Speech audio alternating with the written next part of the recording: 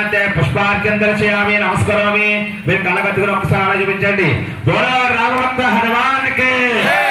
బోలో రామభక్త హనుమాన్కి బోలో రామభక్త హనుమాన్కి జై శ్రీరామ్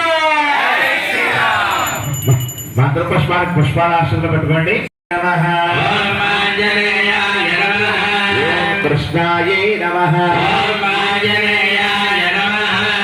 శివాయై నమః ఓం ఆంజనేయాయ నమః ఓం బుద్ధాయై నమః ఓం ఆంజనేయాయ నమః ఓం కల్కియై నమః ఓం ఆంజనేయాయ నమః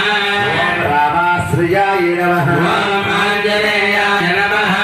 ఓం పల్గుణ ప్రియాయ నమః ఓం ఆంజనేయాయ నమః ఓం చండిన్యై నమః ఓం ఆంజనేయాయ నమః ఓం గణాంబికాయ నమః సురాధ్యక్షాయ నమః ఓం ఆంజనేయాయ నమః ఓం విశ్రమాయై నమః ఓం ఆంజనేయాయ నమః ఓం జగతాం పతయే నమః ఓం ఆంజనేయాయ నమః ఓం జగన్నాథాయ నమః ఓం ఆంజనేయాయ నమః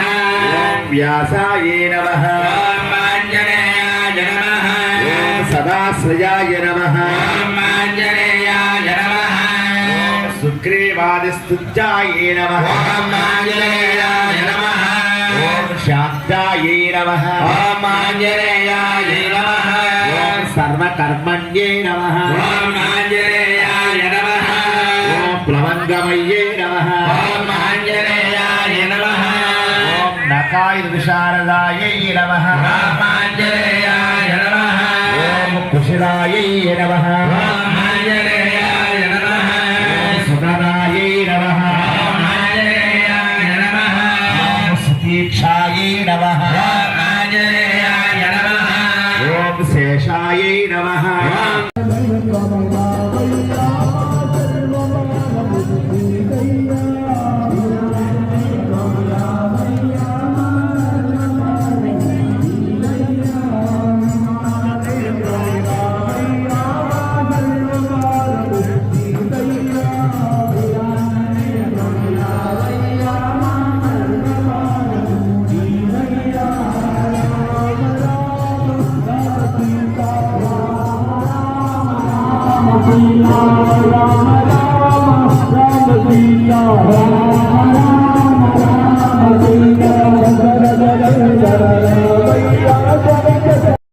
ఆంజనేయాయ నమః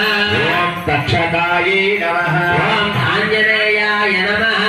ఓం రక్షకాయే నమః ఓం ఆంజనేయాయ నమః ఓం సర్వాయే నమః ఓం ఆంజనేయాయ నమః ఓం రామపూజ్యాయే నమః ఓం ఆంజనేయాయ నమః ఓం అహునాసిన్యే నమః ఓం ఆంజనేయాయ నమః ఓం కైవల్యదాయకాయే నమః ఓం ఆంజనేయాయ నమః ఓం గరుడాయే నమః ఓం ఆంజనేయాయ నమః ఓం పండగాయే నమః ఓం ఆంజనేయాయ నమః ఓం గురవే నమః ఓం ఆంజనేయాయ నమః ఓం కిలికల్యారవస్త్రయాయే నమః ఓం ఆంజనేయాయ నమః ఓం పర్వతవేధనాయే నమః ఓం ఆంజనేయాయ నమః ఓం ప్రాంసబీజాయే నమః ఓం ఆంజనేయాయ నమః వజ్ర నివారణాయే. వారు పెళ్ళైనా పెళ్లి కాపోయినప్పటికీ కూడా పాపిడి పొట్టులోనే పొట్టు పెట్టుకోవాలి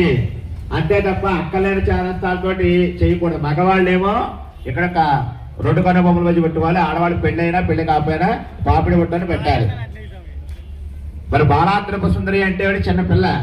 మనం ఎక్కడికైనా పెడితే బాలాత్రప సుందరి సమేత అగస్త్యేశ్వర స్వామి అంటారు. మరి బాలకి శివుడితో పెళ్ళేమిటి? బాల అంటే చిన్న పిల్ల కాదు, అంతా తెలుసున్నటువంటి సంపూర్ణ జ్ఞానం కలిగిన ఏకైక వ్యక్తిని అర్థం చేసుకోవాలి. అక్కడ మనం ఏదో చిన్నపిల్ల పెద్ద పిల్ల అనే ఆ రూపం చూడకూడదు. కాబట్టి ఆంజనేయ స్వామి వారికి నిన్న కదలీఫలోత్సవం చేశారు.